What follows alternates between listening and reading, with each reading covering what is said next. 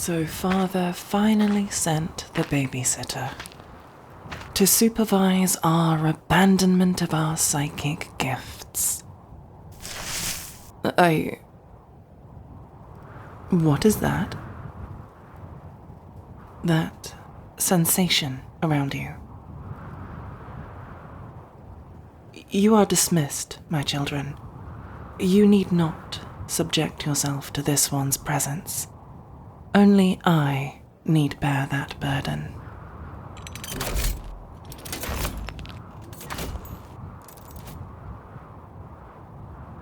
You need not speak, Ahriman.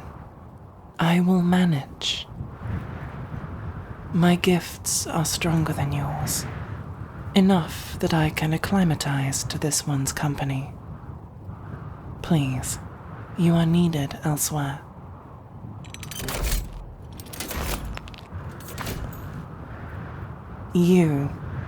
It would be for the best if you were to accompany me to somewhere more private. Come, we shall speak in my personal library.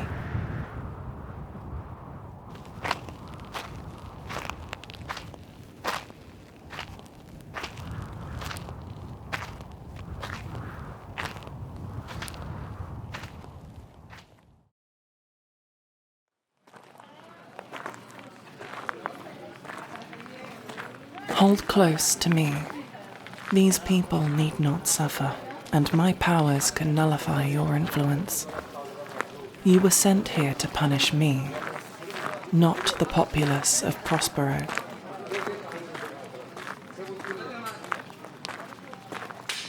Have you eaten? I see. Here, take this. It is a fruit native to this world, but can only grow here. It's especially hydrating. You're going to need it. You look like you're about to pass out. First time on a desert world? I should have guessed. You're not exactly dressed for the climate. I'll find you something more breathable for your stay. For the time being, however, remove your jacket. I understand you have your orders, but as a matriarch and queen of this planet, I am ordering you to remove it. It will be hard to perform your duties if you lose consciousness in the street from the heat.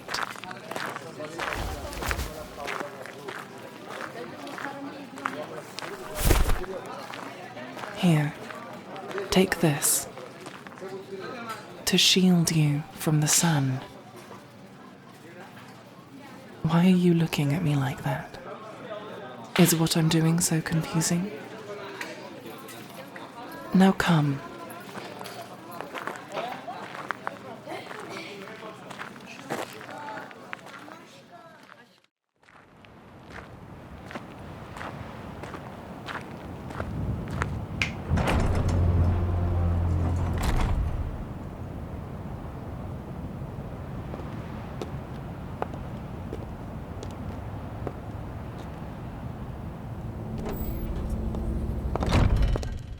This is my personal library. I had it built once I'd scoured the pages of every novel, textbook, and all other matter of written record I could scrounge on this planet. Since then, I have spent the years collecting and importing all vestiges of human knowledge. Not that I can imagine that is of much interest to you. For our purposes, it serves as a place of privacy, to isolate ourselves within. You are a pariah, are you not? When I met you, I was reminded of an affliction described in the pages of a tome written around the dawn of old night. The writer was more preoccupied with observing the burgeoning psykers amongst their population, but there were notes on specific individuals who were anathema to the newly awakened witches, as they called them in their ignorance. Descriptions of a neutral demeanour and a certain area of proximity within which those who are psychically gifted would feel discomfort. Such people are rare and did not often live long enough to be studied properly. Is this news to you? How much of your own existence do you understand? I suppose there wasn't much to gain from teaching you for those who wished to weaponize you.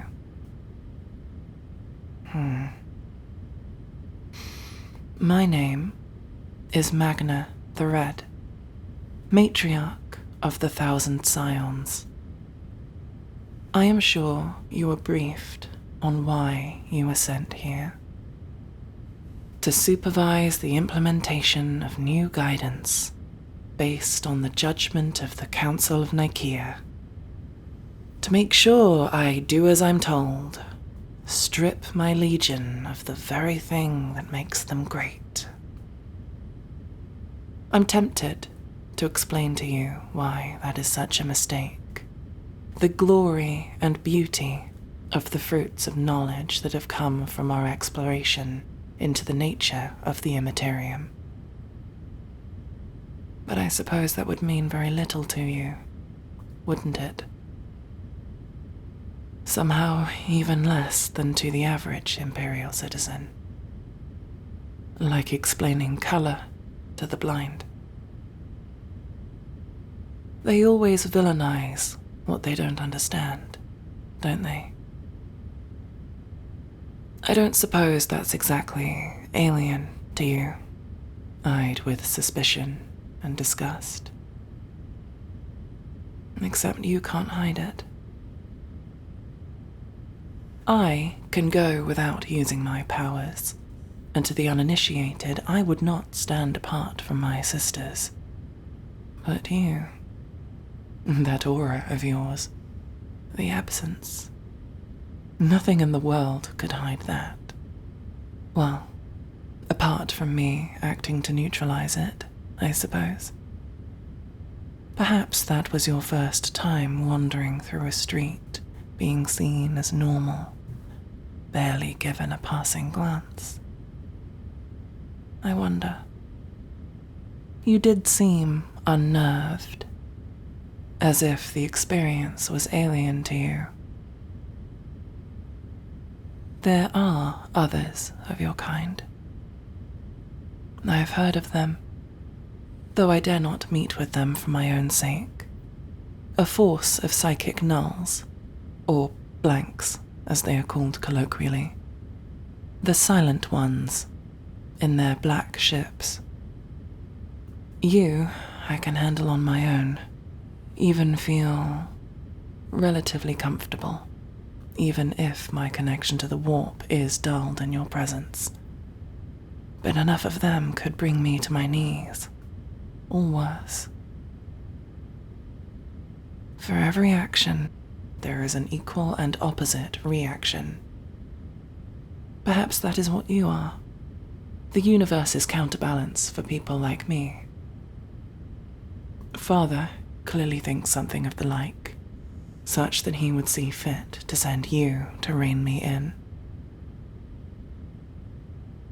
Such an action was cruel, not only to me but to you. On any other planet, your affliction would render your company uncomfortable to the average citizen. Those who are not psychically inclined are still influenced to an extent by you. After all living things have a soul, and by virtue of having a soul, are connected to the warp. All things except you. Your mutation means that you do not have one. And that absence, it offends those who would be considered normal, the average citizen who cannot pull from the imperium. But to a psyker, proximity to a null is a fate worse than death. Agony. Anywhere else would be livable, if not an isolating existence. But here on Prospero, you have been sent to a planet where to the populace you are walking poison. That is why I have you here with me. You are not safe here. Regardless of your license and orders, anyone here could lash out at you and explain that it was self-defense. And they would not be wrong. You will need to remain by my side, not only to fulfill your duty, but because it may very well be the only place on this world that is safe for you. Take my hand. Yes, I mean it. I will keep you safe. I will not let this place be your grave. Promise me you will not venture outside without me to cloak your nature, okay? Good. Then in the spirit of identity and the measures we take to enshroud it, allow me to show you my true appearance. You seem expectant, like you're waiting for something. Yes, I already let down my glamour. Did my appearance not change for you? Oh, I see. Well, I suppose that makes sense. Well, using my abilities, I am able to project an appearance of myself, to look more presentable, as is expected of a queen. But I suppose your blank gene, that renders you immune to the warp, also means you are immune to the glamour. You have been seeing my true self since we first met. That is truly fascinating. My eye. I gave it up in a deal to stave off the flesh change that afflicted my children. Yes, the very same flesh change that led to the Council's judgment. It worked for a time, but eventually, the symptoms started to show up again. No, I'm afraid not. No matter how I try to fill the socket, nothing works.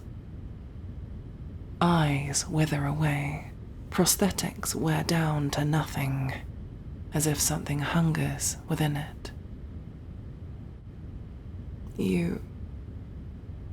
The way you're holding my hands is as if you've never done so before.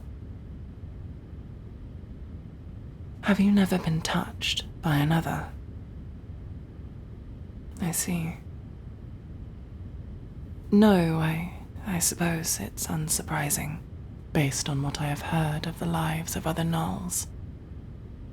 However, it is still sad to hear. Anywhere else I would have lived a similar life, ostracized and considered untouchable due to my powers. I had the luck of landing upon a planet where I could grow up amongst my peers. Sometimes I forget how grateful for that I should be. You're overheating. Come with me.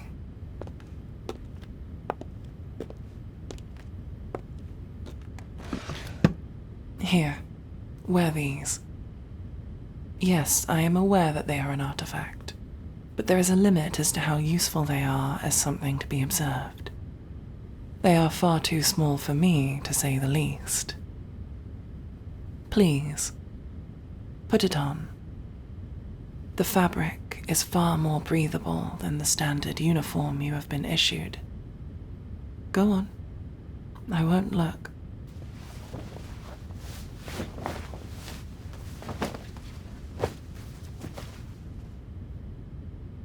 Oh, look at that. It's different seeing it on a person. I understand why it was in fashion. A long time ago, mind. But still, I like it. It suits you. You look less like you're about to fall over. That was the most important thing. I can't imagine being ostracized for something without even knowing why. Would you like me to explain what it is that makes you different? All right. Despite being ethereal and immaterial in nature, connections to the warp are dependent on the physical, and that includes genetics. Much as how there are other forms of mutation within the Imperium that have manifested into physical differences, be they ogren, felinids, or ratlings. Occurrences collectively known as abhumans. There is a gene associated with connection to the warp, which manifests in psykers. I am sure you will have heard of a kind of abhuman known as navigators. You are very similar in a way. You have a mutation of your own, which manifests in what we understand to be the absence of a soul. The philosophers of old Terra used to view the soul as the essence of a person's being, where the consciousness resides. This, we now know, is not true. A being can exist without the presence of a soul, but it is the connection an individual has to the immaterium, something almost all humans are connected to.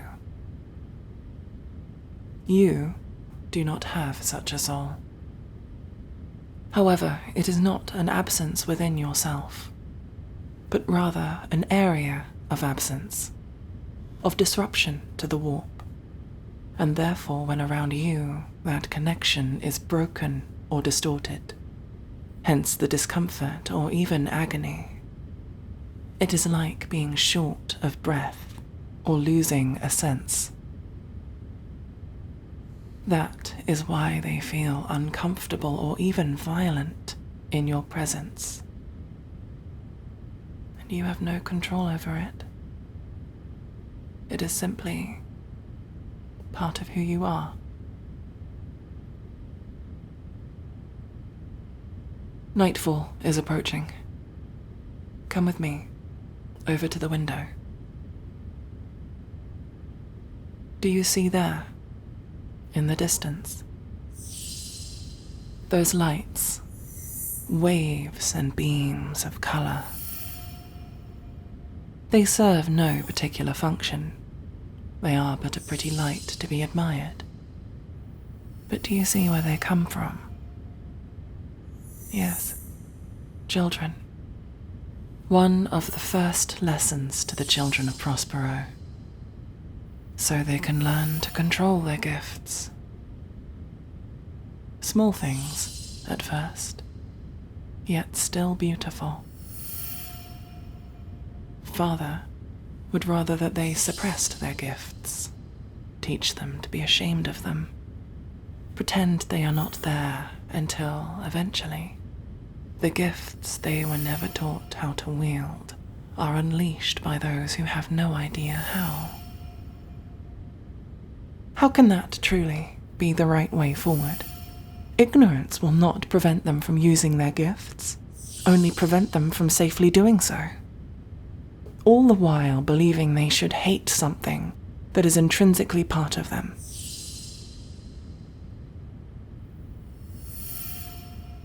You look at me with such sad eyes. There is nothing wrong with you. You are as you are. You cannot control or suppress your gifts, and nor should you.